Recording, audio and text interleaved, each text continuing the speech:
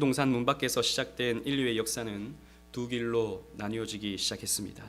그것은 우리가 지난주에 살펴본 대로 가인의 길과 아벨의 길이었습니다. 가인의 길은 불신의 길이었고 아벨의 길은 신앙의 길이었습니다. 아벨은 하나님을 예배하는 사람이었지만 가인은 자신을 예배하는 사람이었습니다. 하지만 지난과에서 우리가 살폈던 대로 아벨은 가인에 의해서 죽임을 당하게 됩니다. 가인이 아벨의 제물만 받으시는 하나님을 보자 분노했죠. 왜 내 것은 받으시지 않는가? 왜 하나님은 나를 무시하시는가에 대한 분노가 치밀고, 또 아벨의 제물만 받으시는 것을 보면서 질투심을 느껴 그 아벨을 살해했던 것입니다. 그래서 아벨의 길, 믿음의 길, 하나님을 예배하는 길은 막히는 것처럼 보였습니다. 그러나 여러분, 이런 믿음의 길, 은혜의 길, 생명의 길은 막힐 수가 없습니다. 왜냐하면 하나님이 약속하신 여인의 후손이 아직 나타나지 않았기 때문이죠. 하나님은 여인의 후손을 통해서 뱀의 머리를 상하게 하신다고 말씀하셨는데, 그 뱀의 머리를 상하게 할 그 여인의 후손이 나타나지 않았기 때문에 아벨의 길은 끊어지는 것 같으나 하나님은 또 다른 아들 셋을 통해서 그 구속사의 물줄기를 흘려 보내주시는 것입니다. 그래서 역사는 가인의 후손과 셋의 후손으로 나뉘어지게 되는 것이죠. 오늘은 이 두 후손의 모습들이 어떻게 나타나는가, 어떻게 드러나고 있는가를 살펴봄을 통해서 우리가 하나님의 뜻을, 우리를 향한 하나님의 뜻을 상고해 보고자 합니다. 첫 번째로 저주받은 가인의 후손을 우리 한번 살펴보겠습니다. 우리 11절로 12절 성경책을 펴셔서 다 같이 한번 읽어보도록 하겠습니다. 4장 11절 12절입니다. 시작. 땅이 그 입을 벌려 내 손에서부터 내 아우의 피를 받았은즉 내가 땅에서 저주를 받으리니 내가 밭을 갈아도 땅이 다시는 그 효력을 내게 주지 아니할 것이요 너는 땅에서 피하여 유리하는 자가 되리라. 아멘. 하나님은 아벨을 죽인 가인에게 저주를 주었습니다. 사실 이전에 아담은 저주를 받았죠. 땅은 엉겅퀴를 내고 또 자연 만물이 순종하다가 이제는 자연이 아담과 하와를 공격하는 그런 저주를 받았습니다. 땅에 대한 저주를 그렇게 받으신 것이죠. 이 가인 또한 땅의 저주를 받게 됩니다. 더한 저주인 것이죠. 이전에는 땅이 순종하지 않는 그런 저주를 받았다면 이제는 땅이 아예 효력을 내게 주지 아니할 것이다 라고 하는 그런 저주를 받게 된 것입니다. 이 저주에 해당하는 히브리어를 살펴보면 아라르라는 말입니다. 이 말은 결박, 이런 뜻을 가지고 있는 것이죠. 즉 하나님의 영원한 진노와 심판에 가인은 결박된 것입니다. 그래서 이 자연 만물과 이 세상과 늘 대립되는 그런 저주를 받게 된 것이죠. 그래서 이 가인의 후손들은 성을 쌓습니다. 인간을 위한 성을 쌓는 모습을 나타내고 있는 것이죠. 우리 16절로 17절 말씀을 다 같이 한번 읽어보도록 하겠습니다. 시작. 가인이 여호와 앞을 떠나서 에덴 동쪽 놋 땅에 거주하더니 아내와 동침함에 그가 임신하여 에녹을 낳은지라. 가인이 성을 쌓고 그의 아들의 이름으로 성을 이름하여 에녹이라 하니라. 아멘. 가인이 자신의 아들의 이름을 딴 성을 쌓았다라고 말씀하고 있습니다. 이 성에 해당하는 히브리어를 살펴보면 이르라는 말인데 도시, 성읍 이런 뜻을 가지고 있는 것이죠. 즉 가인의 후손들은 성을 쌓았는데 도시를 이루었다. 사람들이 모여 살고 자신들을 보호해 줄 수 있는, 자신들을 지켜낼 수 있는, 자신들이 편하게 살아갈 수 있는 그런 도시를 구축한 것입니다. 이것은 뭐냐면 땅이 스스로의 어떤 열매를 가인에게 주지 아니하니까 스스로 자신의 힘으로 자신의 능력으로 뭔가를 이루려고 하고 성취하려고 하는, 그래서 스스로를 지키려고 하는 가인의 후손들의 습성이었던 것이죠. 하나님을 떠나 스스로 살아보려고 하는 인본주의적인 문명이다라는 것입니다. 즉 문명이라고 하는 것이 어떻게 발달됐냐 하면 사람들이 스스로를 지켜내기 위해서, 사람들이 스스로를 보호하면서 스스로 더 잘 먹고 더 잘 살아내기 위해서 이렇게 성을 구축한 것입니다. 그리고 가인의 후손들은 자신을 위해 일부 다처제를 시작하였습니다. 우리 18절 19절을 다 같이 한번 또 읽어보도록 하겠습니다. 시작. 에녹이 이랏을 낳고 이랏은 무후야엘을 낳고 무후야엘은 무드사엘을 낳고 무드사엘은 라멕을 낳았더라. 라멕이 두 아내를 맞이하였더니 하나는 이름은 아다요 하나의 이름은 실라였더라. 아멘. 가인의 6대손 라멕 때에 와서는 그가 아다와 실라 두 아내를 가졌다라고 하고 있습니다. 하나님은 원래부터 남자와 여자, 한 남자와 한 여자를 통해서 가정을 이루기를 원하셨죠. 그래서 둘이 하나가 된다라고 말씀하셨습니다. 이것을 사람이 나누지 못한다고 말씀하셨죠. 그러나 가인 때에 와서, 이 가인의 후손 때에 와서, 이 6대손 라멕 때에 한 남자가 두 아내를 취하게 된 것입니다. 이것이 무엇입니까? 자신의 쾌락을 위한 것이죠. 자신의 즐거움을 위한 것이죠.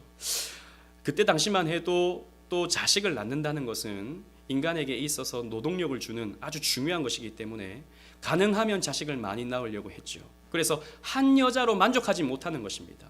자신의 힘을 키우기 위해서 여러 아내를 두고 많은 자식을 낳아서 자신의 힘을 과시하려고 하는 인간의 야욕, 인간의 야망이 바로 이런 일부 다처제를 통해서 드러나고 있는 것이죠.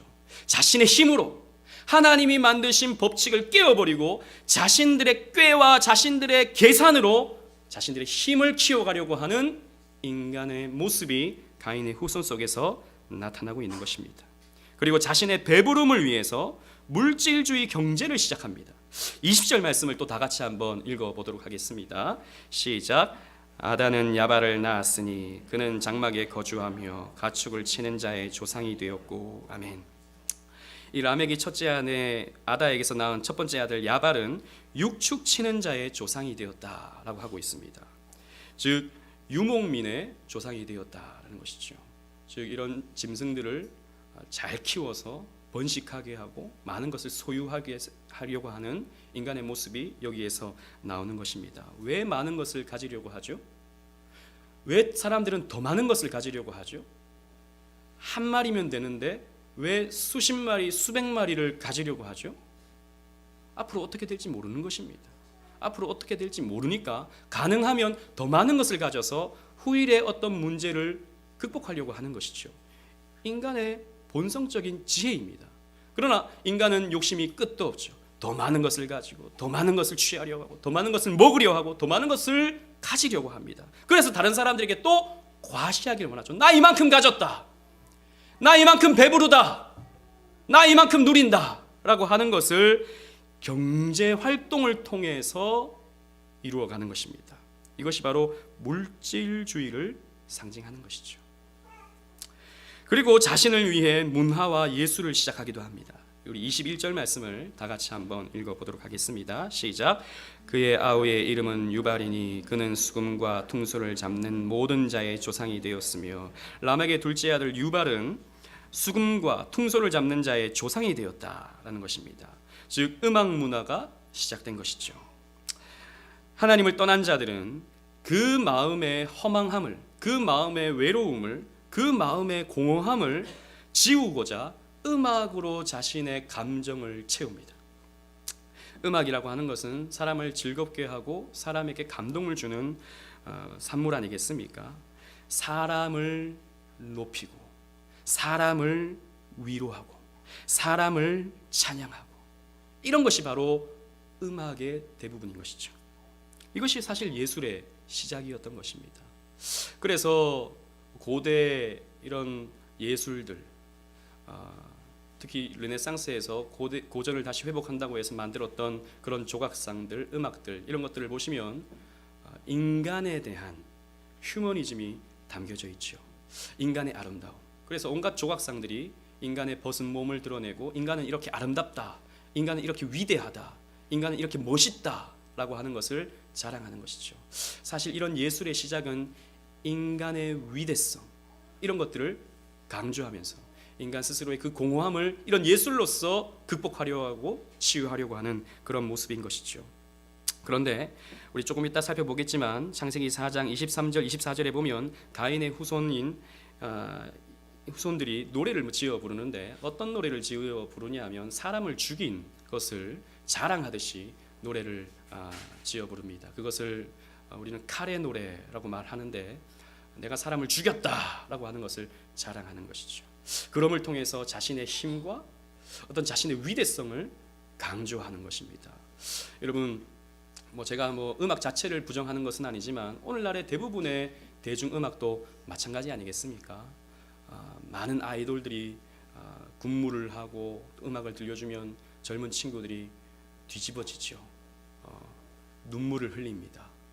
그리고 그 가수가 그 자기를 향해서 손가락질만 딱 해줘도 뒤집어지죠.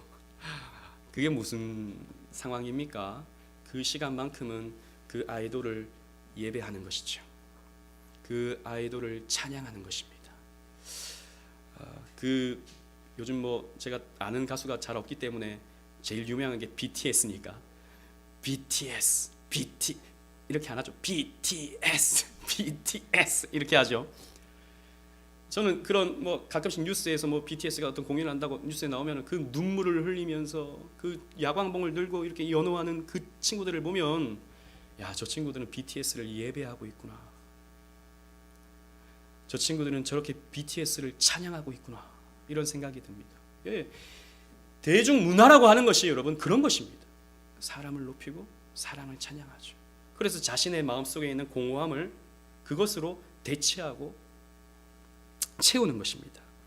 이것이 타락한 문명의 모습인 것이죠. 그리고 가인의 후손들은 자신의 소유를 위해 기술을 개발합니다.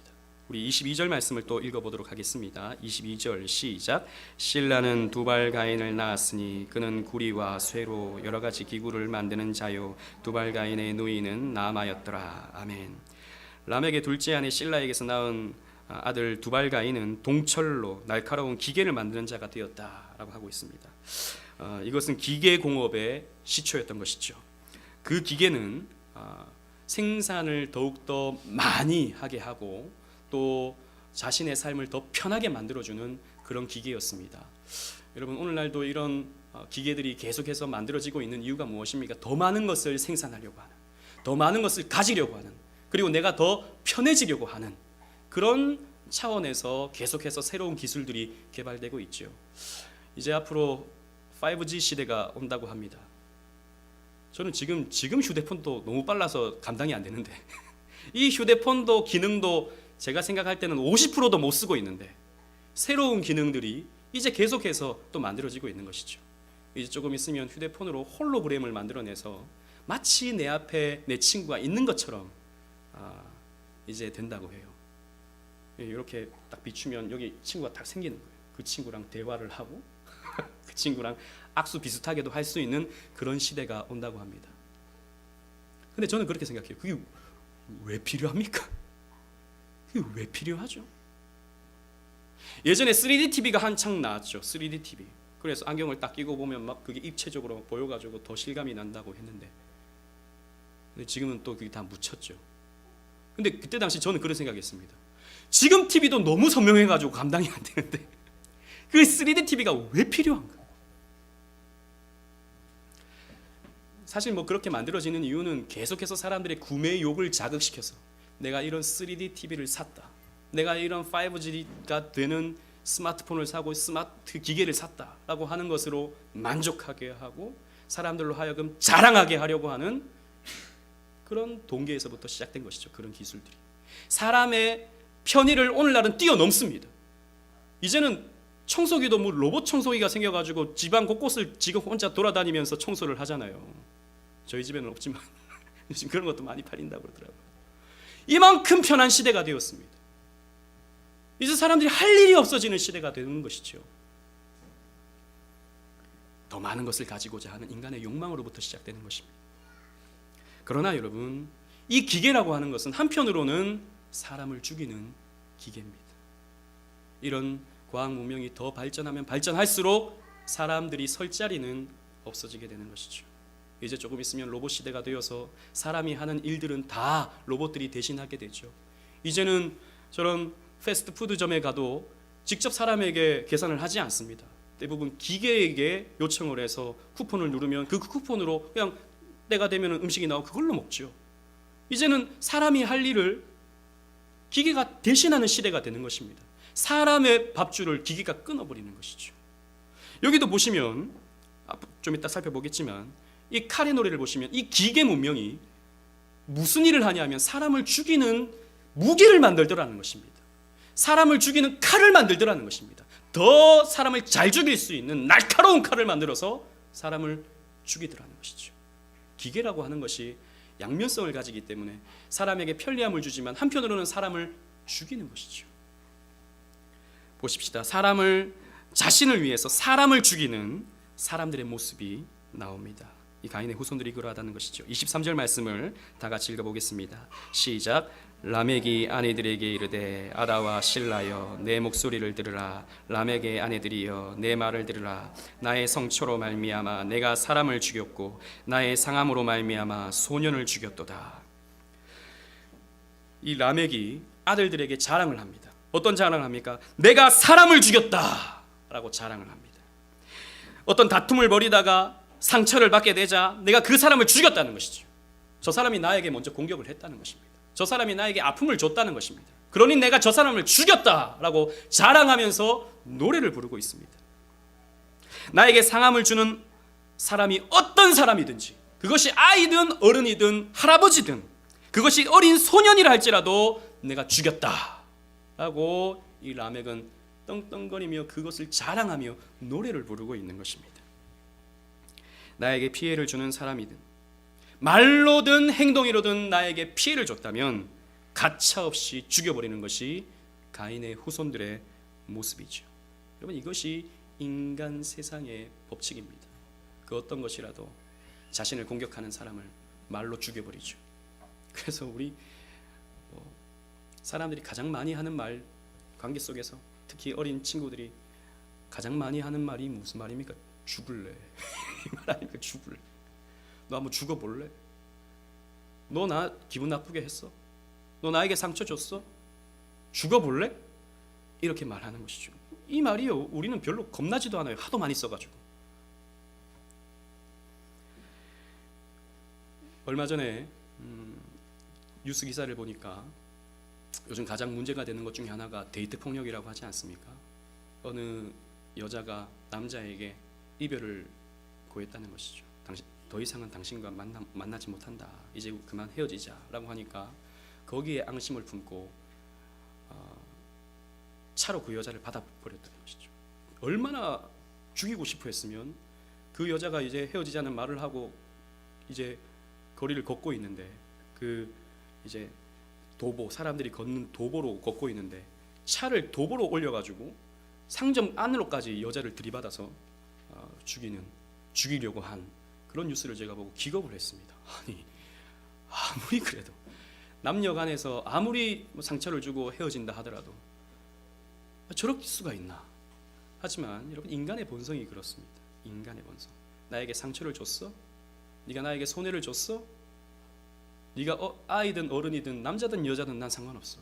난 죽일 거야 라고 하는 것이 가인의 우선인 것이죠. 여러분, 우리는 실제로 차를 가지고 사람을 들이받고 칼로 사람을 찔러 죽이고 그러지 않죠.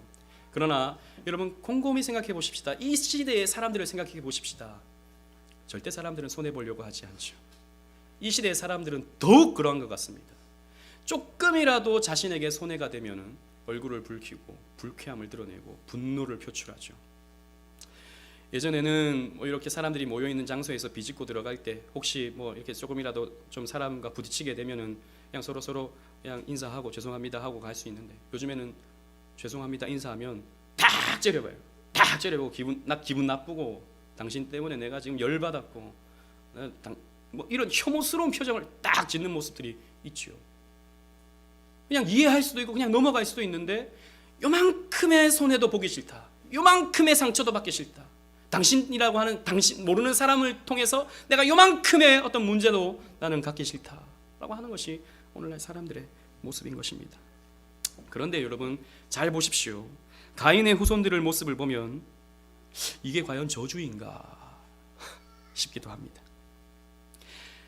저주라면 못 살고 못 먹고 못 입고 거렁뱅이처럼 그렇게 살아야 하는 것 같은데 우리의 예상과는 달리 너무 잘 먹고 잘 삽니다. 정신적 가치 추구의 결과로 문화를 발전시켰습니다. 음악, 예술, 문학 이런 것들을 가인의 후손들이 발전시켰다고요. 또 물질적, 기술적 가치 추구의 결과로 과학 문명을 발전시켜놨습니다. 여러분 이게 못 사는 겁니까? 이게 저주받은 것입니까? 그러나 여러분 곰곰이 한번 생각해 보십시오. 이러한 것들은 하나님 없이 살아가야 하는 죄인들이 자신들을 보호하고 자신들 나름대로 즐겁게 살아가기 위해 만들어낸 하나님의 대용품들입니다. 원래는 우리 인간은 하나님을 즐거워하도록 창조함을 받았다고요. 하나님으로 만족하도록 창조함을 받았다고요. 그런데 하나님이 없으니까 세상의 어떤 문명과 세상의 어떤 과학과 세상의 어떤 예술과 세상의 어떤 가치들로 자신의 마음을 자꾸 채워야 되는 거예요. 밑 빠진 독같이 계속해서 뭔가를 채워도 여전히 목이 마르고 여전히 배고프고 여전히 만족을 못해요. 여러분 이게 여러분 가인의 후손들의 모습인 것이죠. 그래서 여러분 죄인들은 하나님을 떠나버린 죄인들은 끊임없이 하나님으로부터 내가 저주를 받지 않았다는 것을 증명해내려고 합니다. 자신들은 지금 벗고 있는데 그 벗고 있는 것을 나뭇잎으로 계속 감추고 있는 그런 연속의 활동들을 하고 있는 것이죠. 그래서 열심히 자신의 돈을 벌려고 하고 수단과 방법을 가리지 않으면서 이 부와 이익을 추구하려고 하는 이런 사람들은 한편으로 보면 반면으로 보면 나는 저주받은 사람들입니다 라고 외치는 꼴과 같습니다. 저주받은 자신의 모습을 이런 시티, 성으로 자신이 이루어 놓은 그 성으로 자신이 만들어 놓은 문화, 예술, 기술 이런 것들로 감추고 있는 것이죠. 반면에 하나님의 이름을 부르는 셋의 후손을 한번 살펴봅시다. 이들은 하나님이 주신 사람들입니다. 25절 말씀을 다 같이 한번 읽어보도록 하겠습니다. 4장 25절 시작. 아담이 다시 자기 아내와 동침하매 그가 아들을 낳아 그의 이름을 셋이라 하였으니 이는 하나님이 내게 가인이 죽인 아벨 대신에 다른 씨를 주셨다 함이며 아멘. 하나님은 죽은 아벨을 대신해서 아담에게 새로운 아들을 주셨습니다. 그의 이름은 셋이었습니다. 여러분 우리 교회는 아직 이제 교회 다닌 지 얼마 안 된 분들이 많기 때문에 설명을 드립니다. 셋째라고 해서 셋이 아니고 이 말은 히브리어에서 나온 이름입니다. 이 셋이란 이름은 히브리어 쉿라는 말에서 나온 말인데 주어진 자라는 뜻을 가지고 있습니다. 주신 자 이런 뜻을 가지고 있어요. 즉 이 셋은 하나님이 주신 새로운 아들이며 하나님이 열어주신 새로운 길이었다라는 것이죠. 여러분 이렇습니다. 하나님의 구속사는 아무리 가인 족속이 아벨을 죽여도 막을 수가 없는 것입니다.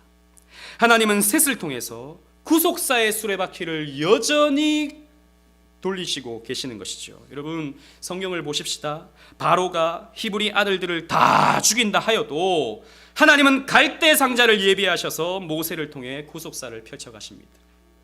엘리야 시대 모두가 바알신에게 무릎을 꿇어도 하나님은 바알에게 무릎 꿇지 않은 7천인을 남겨두셔서 당신의 구속사를 성취해 나가십니다.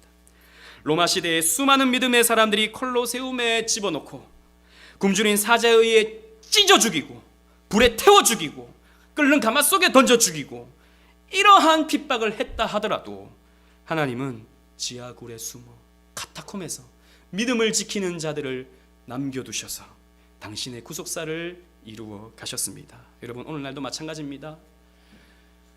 오늘날은 기독교에 대한 전방위적인 공격이 쏟아지고 있는 시대이죠. 기독교가 세상으로부터 수많은 비난과 정죄를 받습니다. 더 이상 기독교는 세상의 소망이 되지 못한다.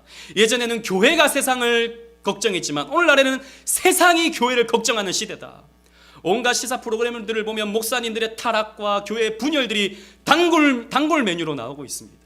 그래서 사람들이 교회 그러면 혐오의 대상으로 생각하고 있는 것이죠. 여러분 그래서 많은 사회학자들이 더 이상 교회는 소망이 없다. 더 이상 교회는 이 대한민국에 남아있을 수가 없다. 유럽 사회를 봐라. 다 망하지 않았느냐 한국도 마찬가지가 될 것이다 라고 말합니다. 그러나 여러분, 그렇다고 하더라도 이 사탄의 공격이 전방위적으로 이 교회에 쏟아진다 하더라도 하나님의 교회는 절대 무너지지 아니합니다. 왜냐하면 하나님의 구속사는 하나님의 뜻이 완성되는 그날까지 도도하게 흘러가기 때문입니다. 그렇기 때문에 하나님은 주신 자들을 통해서 당신의 일을 이루어 가십니다.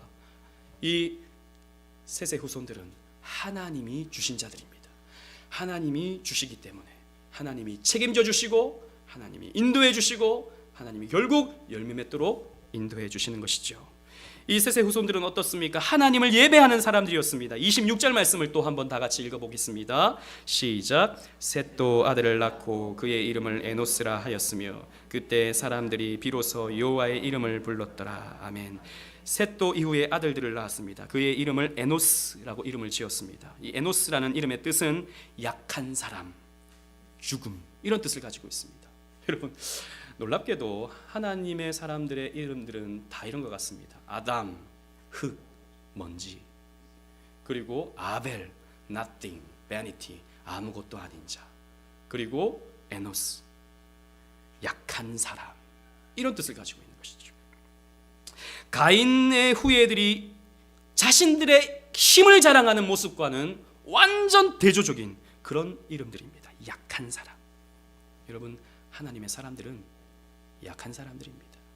오늘날은 자신의 강함을 자랑하죠.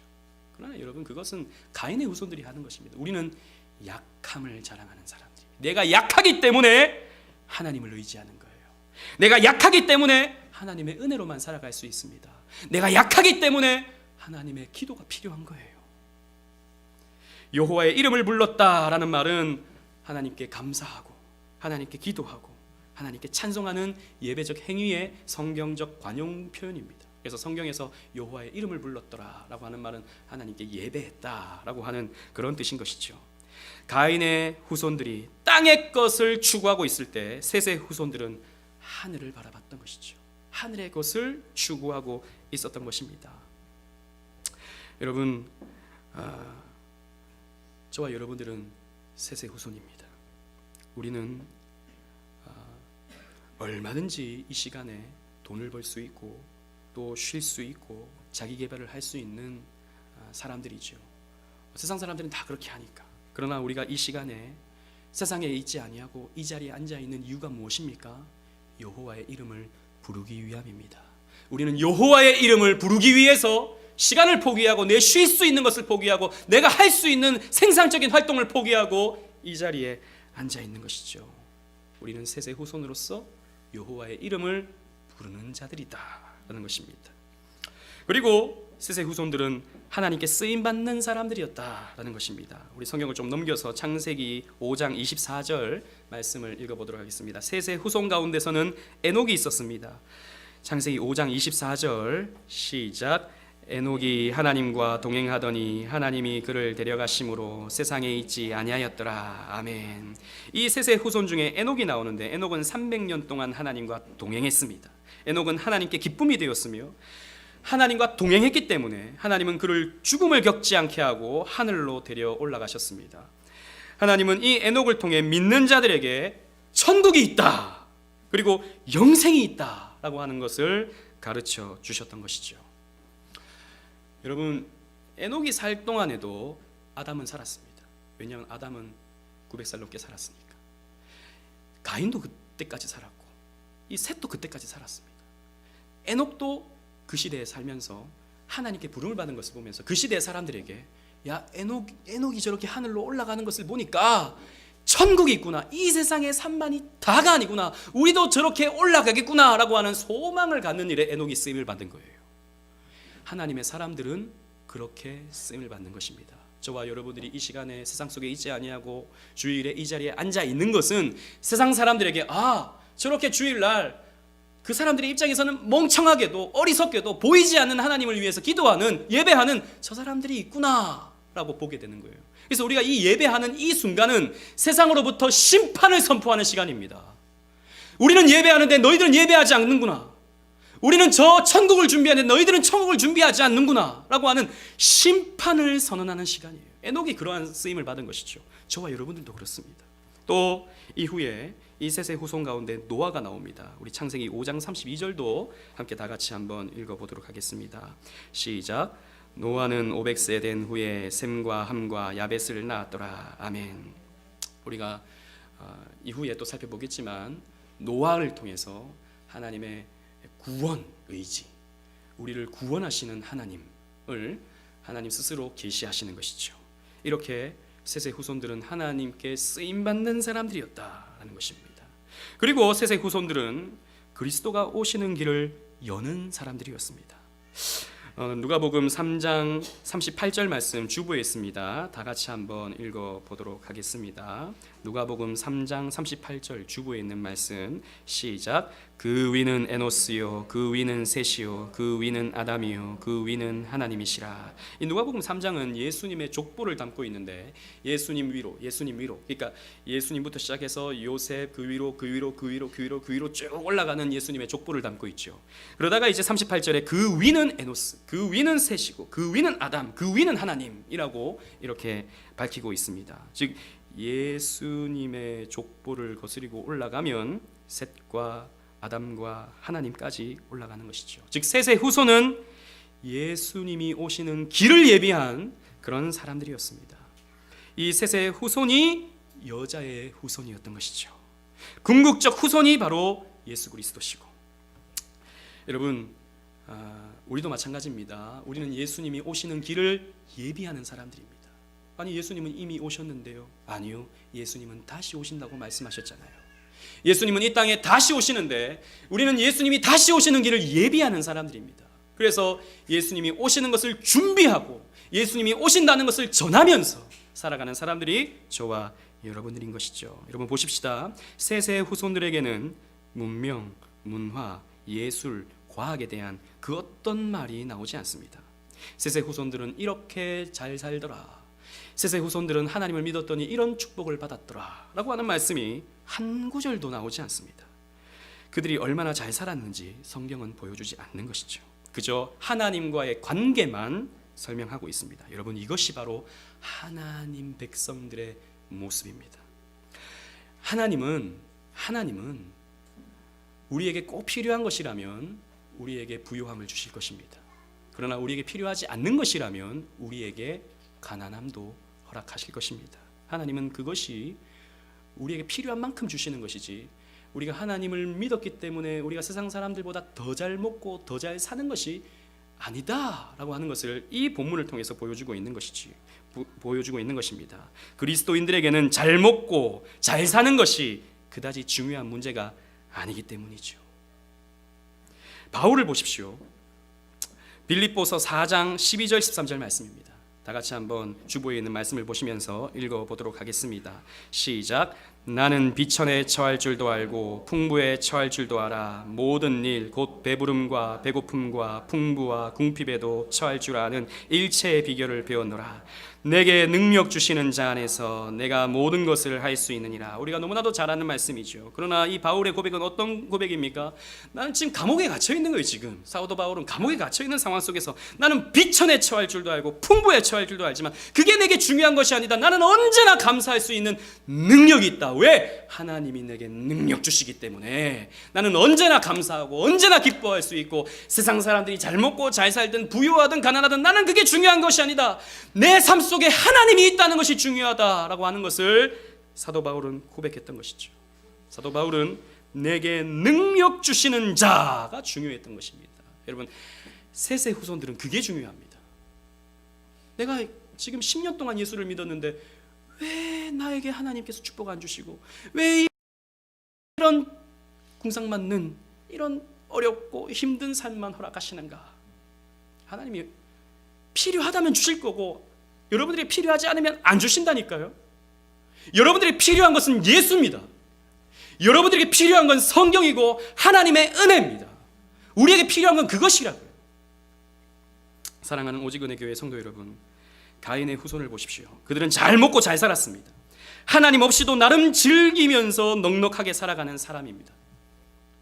오늘날에도 하나님 믿지 않는 사람들은 보란듯이 잘 살고 있습니다. 여러분 우리가요 마치 세상과 경쟁하듯이 내가 예수 믿으면 저 사람들보다 더 잘 살게 될 것이야 이렇게 생각하는 조금은 수준 낮은 신앙의 사람들이 있는데 그것은 여러분 성경의 가르침이 아닙니다. 여러분 가인의 후손들은 온갖 문명을 발전시켜서 기술과 문화의 찬란함을 만들어냅니다. 그것을 마음껏 즐기고 있어요. 반면에 셋의 후손들은 하나님 중심으로 살죠. 그래서 세상 사람들에게 어리석다 손가락질 받고 무시당합니다. 아니 하나님이 어디 있다고? 있으면 한번 보여봐. 하나님을 믿기 전에 네 복장부터 고쳐봐. 네가 그렇게 가난하게 살아가는데 무슨 하나님이 너를 사랑한다고 말하고 무슨 하나님이 은혜를 너에게 주셨다고 말하느냐. 이런 식으로 우리를 비난하죠. 그러나 여러분 우리 셋의 후손들은 그렇게 무시당하면서 짓밟히는 사람들입니다. 우리는 약한 사람들이에요. 우리는 가난한 사람들입니다. 왜냐하면 셋의 후손들은 세상 사람들로부터 봤을 때 정말이지 미련해 보이는 것처럼 느껴지는 사람들이기 때문이죠. 여러분 그렇다고 하더라도 셋의 후손들은 가인의 후손을 부러워해서는 안 됩니다. 여러분 가인의 후손들이 과연 축복을 누리고 있는 건가요? 그들이 잘 먹고 잘 산다 한들 그게 정말 축복일까요? 아닙니다. 여러분 그들에게 있어서 풍요와 즐거움은 저주입니다. 왜냐하면 가인의 후손들은 그 풍요와 즐거움 때문에 하나님을 찾지 않아요. 그 풍요와 즐거움 때문에 자신의 삶에 만족하고 살아갑니다. 가인의 후손들은 세상의 힘을 가지고 세상을 주무르기 때문에 하나님이 필요 없습니다. 그러다가 영원한 형벌에 빠지는 거예요. 그러다가 영원한 심판의 불못에 빠져서 영원한 저주 속에서 고통받는 겁니다. 그런데 여러분 우리 예수 믿는 사람들이 셋의 후손들이 그런 세상 사람들을 부러워하면서 야 나에게는 왜 하나님이 저런 축복 안 주시는가? 왜 세상 사람들은 저렇게 잘 먹고 잘 사는데 왜 나에게는 저런 복을 안 주시는가? 라고만 생각하고 있다면 그 사람은 복음이 뭔지 모르는 사람들인 거죠. 여러분 셋의 후손들은 세상의 기쁨이 아닌 하나님이 주시는 기쁨으로 세상의 영광이 아닌 하나님이 비추시는 영광으로 기쁘게 살아가는 사람들입니다. 영광으로 그 좁은 길 십자가의 길을 묵묵히 걸어가는 사람들입니다. 그런데 그 길을 걸어가 보면 하나님이 주시는 은혜도 있고 하나님이 먹이시기도 하고 입히시기도 하고 저 세상에 어떤 잘 사는 사람보다 더 잘 살게는 만들지 않으시지만 내 삶의 기쁨과 만족할 수 있는 수많은 것들을 우리에게 선물로서 허락해 주시는 것이지요. 여러분 아벨처럼 세상에 의해 살해를 당하고 무시를 당하며 세상으로부터 짓밟혀도 하나님의 사람들은 결코 믿음의 길을 하나님의 품을 떠날 수 없습니다. 왜냐하면 하나님이 나의 하나님이 되어주시기 때문이죠. 하나님이 내 아버지가 되어주시기 때문입니다. 그러므로 우리는 좁은 길을 걸으면서도 밤낮 기뻐할 수 있는 것입니다. 그 길 끝에서 우리 주님을 만나 영원한 천국에서 안식하는 사람들이 저와 여러분들이기 때문이죠. 그러므로 여호와의 이름을 부르며 살아가시는 저와 여러분들 되시기를 주님 이름으로 축원합니다. 아멘.